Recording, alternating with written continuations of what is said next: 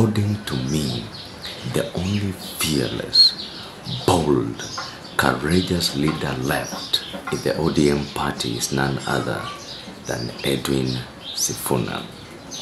Now, Edwin Sifuna said some very bold things concerning the pact between ODM and UDA.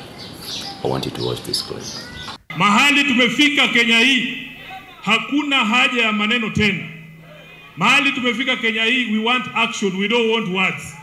Na nataka niseme, for me, ukiniuliza kama Sifuna, ule mkataba tuliandika na UDA is of no use as I speak today.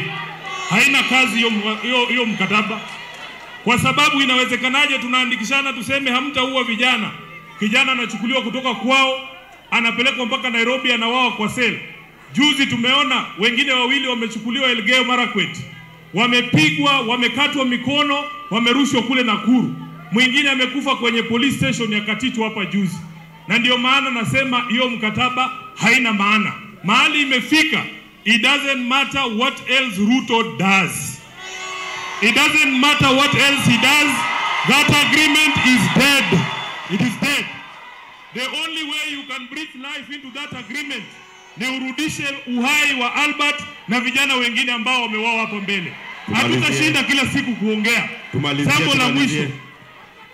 I don't know about you. Is Edwin Sifuna playing with our psychology and playing politics just like Orengo did, only to change his mind later?